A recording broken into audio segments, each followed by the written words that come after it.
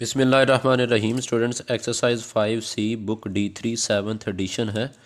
इसमें स्टूडेंट्स हमने जो है क्वेश्चन नंबर ये करना है जो यहाँ पर वो मैं सिंपल इंटरेस्ट और कंपाउंड इंटरेस्ट है। आज क्वेश्चन नंबर 17 करते हैं और फिर आगे क्वेश्चन नंबर 20। क्वेश्चन नंबर 17 में देखें हमें क्या कहता है। Question number 17, Rui Fenj deposit $15,000 in an account that pay 5.68% compound interest per year। $15,000 पे जो अमाउंट पर जो कंपाउंड इंटरेस्ट पड़ता है एक साल का वो 5.68% है। Find the total amount in the account after 6 year if the interest is compounded.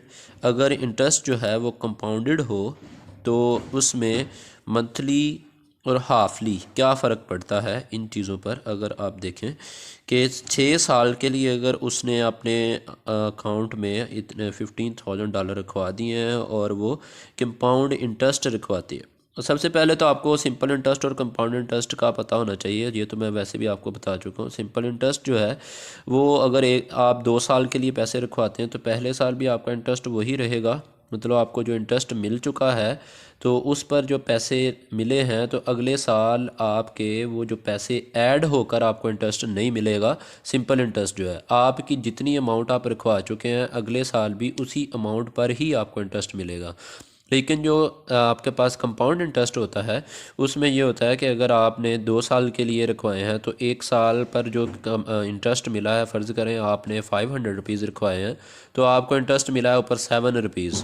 तो अब अगले साल जो आपको इंटरेस्ट मिलेगा वो 507 के हिसाब से मिलेगा, 500 के हिसाब से नहीं मिलेगा, 507 के हिसाब से मिलेगा। तो फिर आपका इंटरेस्ट जो है सूद इसे बोला जाता है, ये सूद ही होता है, तो वो बढ़ जाता है। अगले साल वो फिर पैसे ज़्यादा मिलते हैं। इसका मतलब जो कंपाउंड इंटरेस्ट है उसमें ज़्यादा बेनिफिट होता है और जो क्या नाम है सिंपल इंटरेस्ट उसमें कम बेनिफिट होता है। स्टूडेंट्स जो भी कहें है इंटरेस्ट, ये नाम जो कुछ इसमें चेंज कर दें, है ये सूद ही है और इस्लाम में सूद नाजायज़ और हराम करार दिया है। बहरहाल हमारी बुक्स में दिया गया है, हमने ये अब कवर तो करना है ना, इसके क्वेश्चन सॉल्व करने हैं।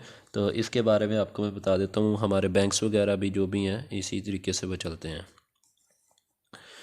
तो यहाँ पर वो ये बता रहा है, इस क्वेश्चन को अब मैं देखता हूँ आपके सामने, यहाँ पे सॉल्व करवाते हैं हम इसको किस तरीके से सॉल्व करना है। अब रुई फैन जो है उसे $15,000 उसने डिपॉजिट करवा दिए। इंटरेस्ट रेट था 5.6%। अब रेट पर एनम, क्योंकि फ़र्स्ट पार्ट में मंथ के हिसाब से था, ये जो हमें बताया जा रहा था 6 साल, तो वो एनुअली था।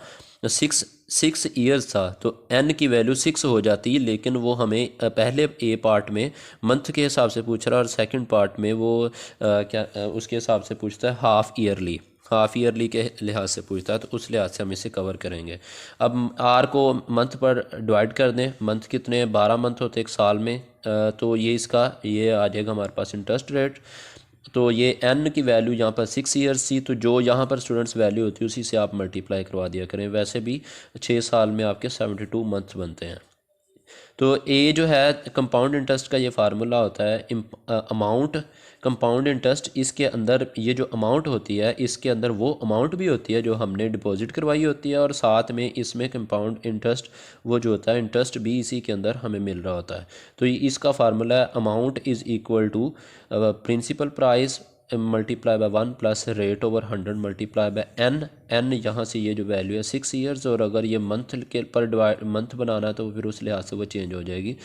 तो यहाँ पर बाकी सारी वैल्यू स्टूडेंट्स पुट कर देनी है। p की 1500 है, ये 1 आ जाएगी। यहाँ से हमारी वैल्यू कितनी है 1, ये यही फार्मूले में ये 1, और r हमारा रेट जो था 5.8% और ओवर में आ जाएगा हमारे पास ये 12 था। ये 12 स्टूडेंट्स हमारे पास एज इट इज़ आ जाएगा। ये जो 12 है ये जो है 5.68 ओवर 12, तो ये हम यहाँ पर 12 लिख देंगे। और स्टूडेंट्स n की वैल्यू हमारे पास ये आ जाएगी यहाँ पर 72। तो यहाँ पर स्टूडेंट्स एक मिस्टेक है r ओवर 100। तो अगर ये देखें यहाँ से मैंने पॉइंट को यहाँ से फिनिश कर दिया है। अगर आप पॉइंट यहाँ पर रहने देते हैं यहाँ पर, तो वो ये जो नीचे वाला 100 है वो साथ में 1200 के साथ ही मल्टीप्लाई हो जाएगा।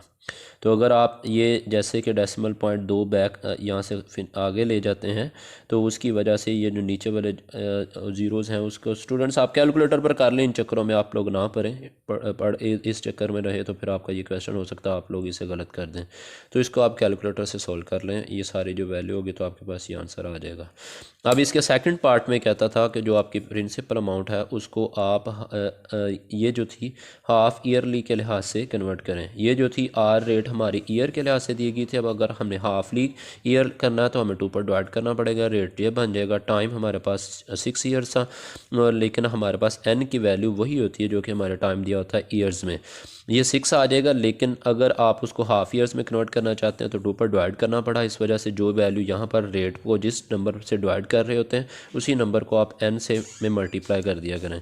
तो एन की वैल्यू यहाँ 2 पर मल्टीप्लाई करके जो आपके 12 आ गई। तो ये इसी तरीके से आपने ये वैल्यू यहाँ पर लाकर पुट की तो यहाँ से आपकी जो अमाउंट है वो आ जाएगा। सिंपल इंटरेस्ट या कंपाउंड इंटरेस्ट हमसे नहीं पूछा गया था, वो हमसे अमाउंट पूछ रहा था कि मंथली के लिहाज से कितनी बनेंगी और हाफ़ ईयरली के लिहाज से कितनी बनेगी। तो A is equal to principal amount plus 1 plus R over 100 लगाकर इस तरीके से आप इसको कन्वर्ट कर लें। अब यहाँ पे 100 के बजाय 200 कैसे आ गया, ये आपको मैं बताना चाहता हूँ कि 5.68 ओवर 2 था।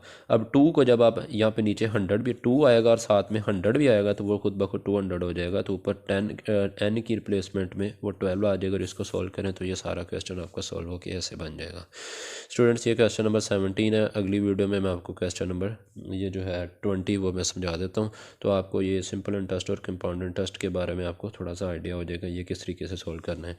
अब ये जो सिंपल इंटरेस्ट वाले क्वेश्चन है वहाँ पे सिर्फ आर पी टी का फार्मूला लगा के क्वेश्चन सोल्व कर देते हैं। ये क्वेश्चन नंबर 16 है। बहरहाल अगर आप लोग इनमें इंटरेस्ट रखते हैं तो ये मैं आपको वैसे समझा नहीं रहा, वैसे सादा से ही है। तो ये आर पी टी करके इस तरीके से आप ये क्वेश्चन को सॉल्व कर सकते हैं। ओके स्टूडेंट्स, इस वीडियो में इतना ही काफ़ी है। ओके, अल्लाह हाफिज़।